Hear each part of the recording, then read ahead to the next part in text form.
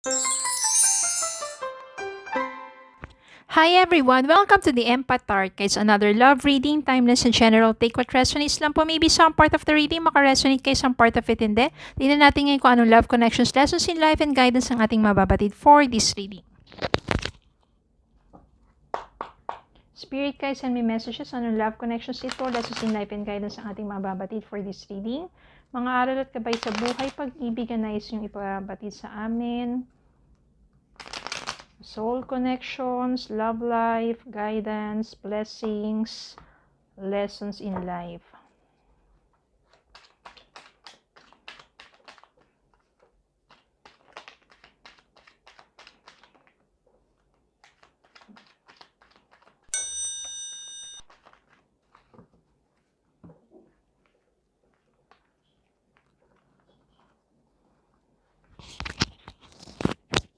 The Star,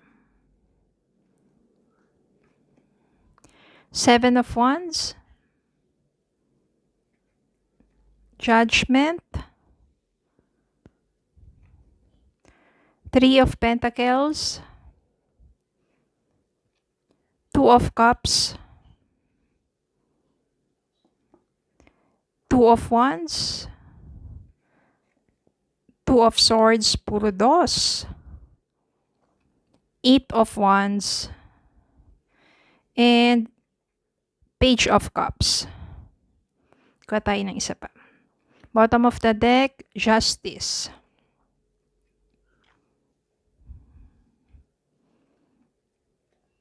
Merong umalis dito.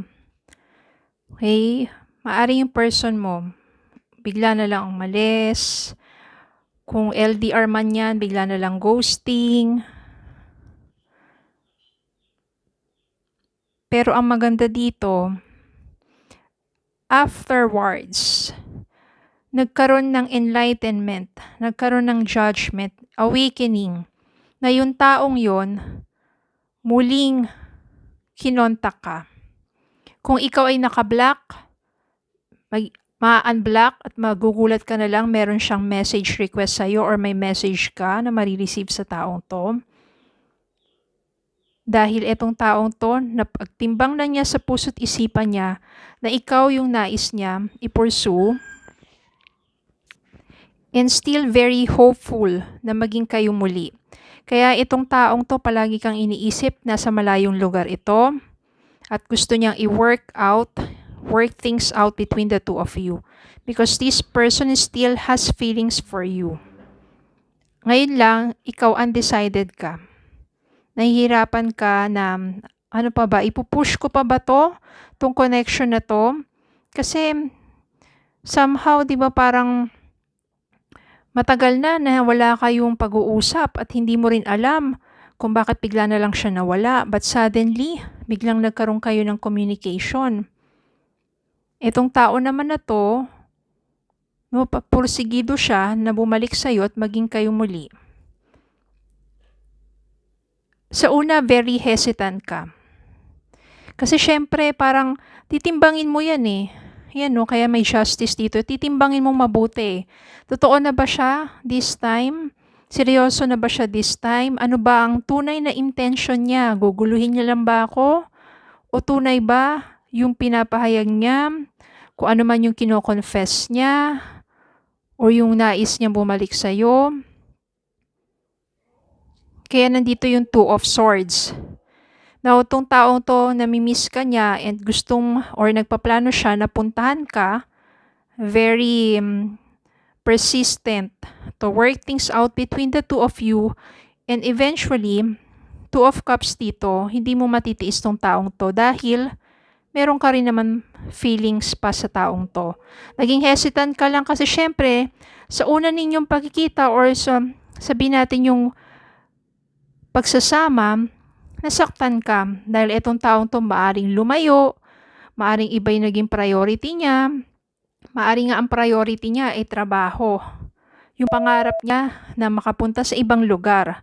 Kaya maaring naiwan ka, yun yung mas pinili niya muna. Yung priority niya na yun.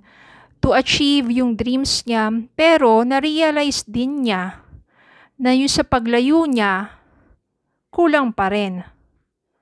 Diba? Parang na dun nga, sabihin natin, natutupad niya yung mga pangarap niya, pero kulang pa rin kasi ikaw, yung someone na makakapagbuo sa buhay niya. Kaya kahit anong achievements ang kanyang marating, kulang pa rin ang kanyang, sabihin natin, kulang pa rin, hindi pa rin sapat ang lahat because of you. Tignan pa natin kung ano pa. Kasi dito una, hesitant ka, but eventually, there's still love, there's still feelings para sa taong to. Kaya maari talagang bibigyan mo ng chance tong taong to at maari talaga na eto. Yan, no, yung pagiging hesitant mo pero meron ka pa rin damdamin sa taong to eh. The Chariot. Knight of Pentacles, ayun. Knight of Pentacles meaning mas naging stable na siya financially.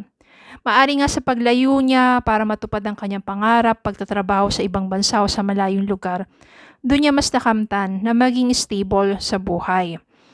At since okay na siya, mas madali lang na para sa kanya to, sabihin natin, to offer kung ano man yung mga hangad niya para sa inyong dalawa. Kasi maybe before na magkakilala kayo ng taong to, hindi sapat yung pagmamahalan lang kung naghihirap lang din kayo. Ngayon, mas pinili niya muna na lumayo, makapagtrabaho, makapag-ipon, makapagpundar, maging stable financially.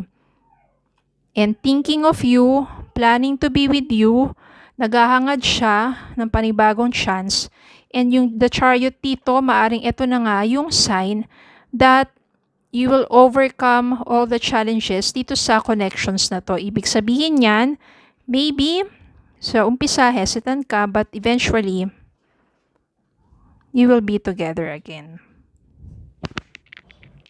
Wala pong third party dito. Yung third party sinasabi nating other person, kundi ang nasisense ko dito is just achieving your dreams and being stable financially. Yung naging hindrance at nagkalayo kayong dalawa. Pero ang maganda dito, magkakaroon ulit kayo ng connections, ng communication.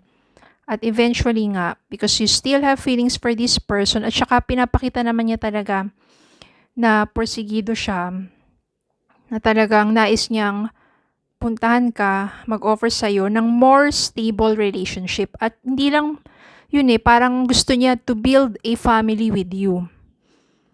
Lalong-lalo na ngayon, nakapagpundar na siya, at ikaw na lang kulang sa buhay niya, muli siyang magbabalik, mag-offer sa'yo ng, sabihin natin, ng a lasting and yung committed relationship.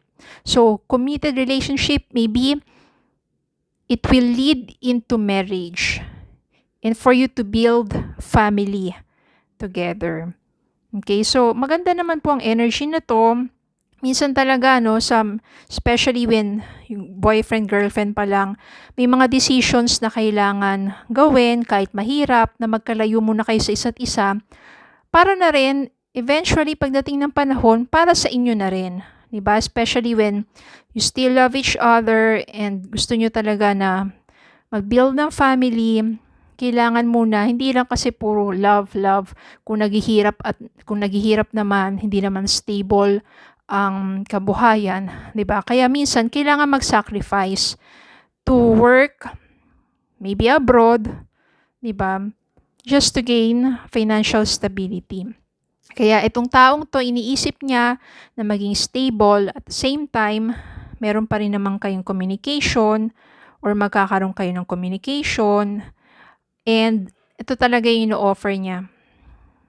Yung makapagsama kayo to build a family and to work things out, diba? At maari nga na pagbalik niya, yun na, mas magiging na kayo. Andun na yung sabihin natin, committed, lasting, deep, loving relationship. Okay? So, yung iba, wag kayong masyadong minsan mahirap talagang pumili. Mahirap talaga mag-decide. Especially, mahal nyo ang isa't isa pero kailangan nyo magkalayo. para sa inyong pangarap or para sa inyong gustong i-build na family. Hindi lang kasi pwede na mahal nyo isa't isa, pero di ba nga, kung merong magandang oportunidad, grab it. Kasi minsan kailangan din talaga na maging stable. Kasi di ba mahirap pag walang pera o naghihirap yung isang, sabihin natin, pagsasama, di ba, naapektuhan din ang relationship sa totoo lang. Yung mga mag-asawa, tapos naghihirap, naghihikahos, naapektuhan talaga yung relasyon. Pero kapag stable na, ayan, mas nagiging smooth or harmonious ang relationship, especially kapag nag-uunawaan at nagtutulungan yung suporta sa isa't isa. Kaya kailangan, ganun din, di ba? Unawain muna kung yun yung nais ng isa, yung desisyon ng isa, kahit mahirap, sakripisyo muna na magkalayo. But eventually, it is for the good of the two of you and your relationship. Especially when you've got married and you build your own family. Okay, so yun lang po. Maraming salamat po for watching. Please don't forget to like, share, comment, subscribe, follow me in Facebook and TikTok. Have a good day po and God bless.